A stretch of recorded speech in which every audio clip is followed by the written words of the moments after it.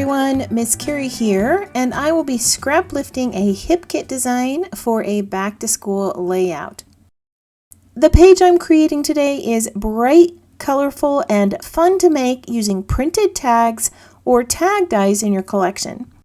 This is a scrap lifted page design, and I'm going to share how I altered the original using stamps, clear stickers, and tags.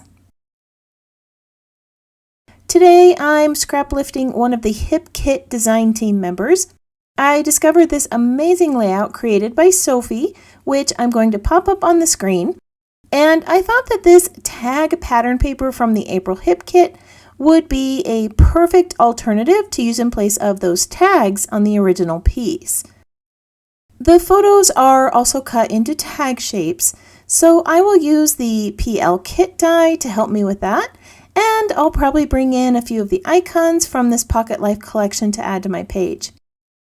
From the April kit, I will also be using a few of the florals, stamps, and other images. All of the items I'm using to create this page will be listed in the description below, along with a link to the April HipKit. The photos I'm using to create this page were taken on the first day of school. So I'm going to create a school theme using the measuring tape as borders.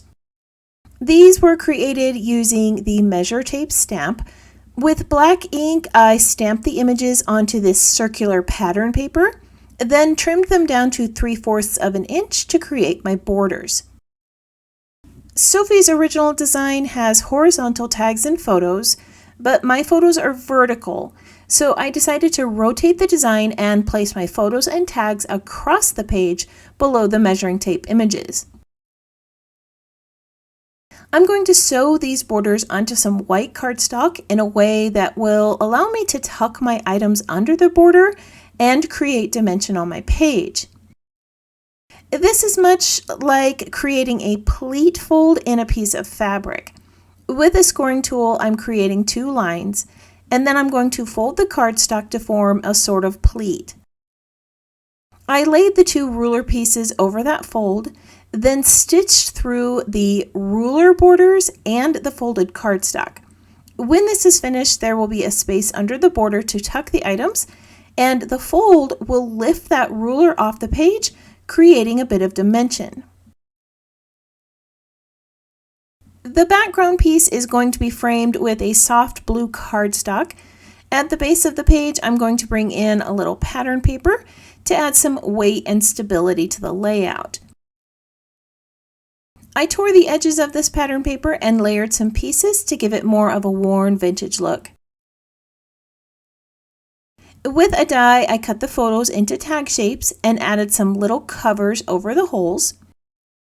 With that PL die, I also cut a few of the patterns from the Pocket Life cards. I selected colors and patterns that were similar to the tags on the printed pattern sheet and ones that would match my photos. I've also gathered a few of the fabric tags and printed tag die cuts from the embellishment packs. The tag images from the printed paper were simple to cut out with a paper trimmer. Instead of trying to fussy cut the arcs, I used a multi-punch tool. I just punched out the 2 corners with the larger size, then punched a smaller hole for the tag. I have always enjoyed the projects that Sophie creates. She has such a classic look to her projects, and the colors and patterns she selects are always so well put together. The one I'm scrap lifting has a softer color palette with black and white photos. It's quite the contrast to the bright colors I have on my page today. I don't usually use this many bright colors on a page together, so it is going to take me a few minutes to determine the best placement for all these tags. When I was cutting out the tags from the Pocket Life cards, I wanted to bring in some softer colors to tone down the bright patterns. I also cut my tags around some printed florals, grid patterns, and paint swishes to offset some of the patterns on the larger tags. I do like having a brighter color palette for this page because it is a better fit for the energetic and artistic middle schooler in the photos. Now I'm to the point where I have a basic idea of where I want all these tags to go, so I'm going to start adhering them in place. To create some dimension on this layout, I'm going to add some foam tape to the back of the photos and on the back of a few of the tags. When I was laying out the design for the tags, I made sure to vary the height within the layers.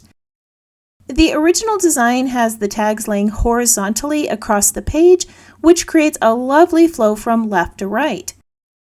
Since I needed to rotate the design to fit my vertical photos, it's a little more difficult to create some flow on this page, so I'm working towards creating triangular flow instead of horizontal. I laid my photos in a triangular shape, then added tags near the photos in colors that were similar. I also laid floral patterns in a triangular formation and added some of the fabric tags and die cuts to break up the paper patterns. So instead of having you watch the entire process, I went ahead and finished this off camera. And now I want to bring a few florals to my page. When I was cutting out the tags from the pocket life sheets, I selected a pattern with a black floral design. So I'm going to build on that with these clear stickers. Many of the florals on the sticker sheet are large enough to cut in half and place on both sides of the photos, which creates a lovely floral frame. The April kit also has some bright floral die cuts and fabric flowers that I could have used on this layout, but I decided to stick with these simple clear stickers on the page. Like I said earlier, Sophie has a classic style to her pages, and I wanted to bring a bit of that simplicity to my design with the florals. I also feel like this page doesn't need any more color or texture added to it.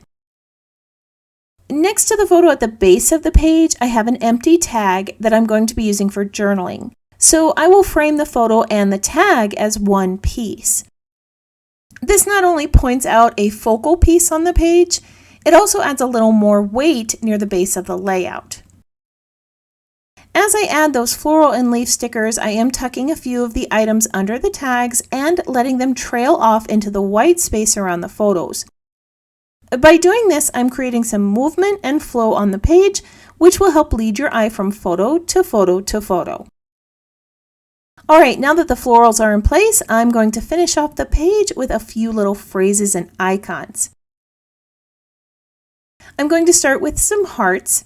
I chose 3 different pattern hearts to place next to each photo.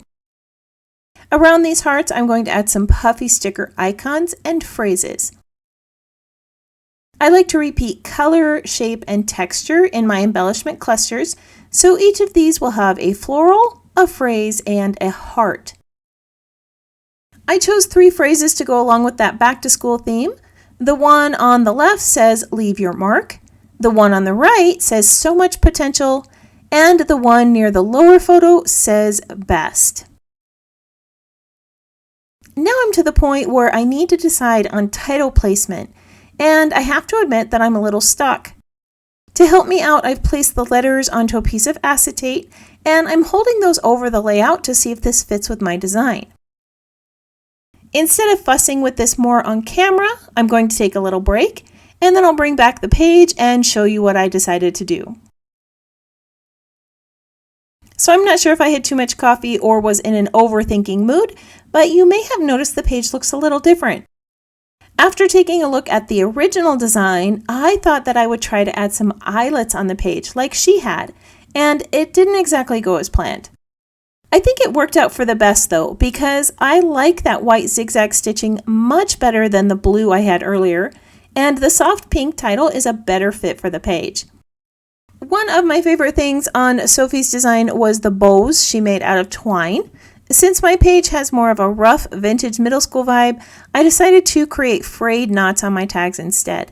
I like the texture these add to the page.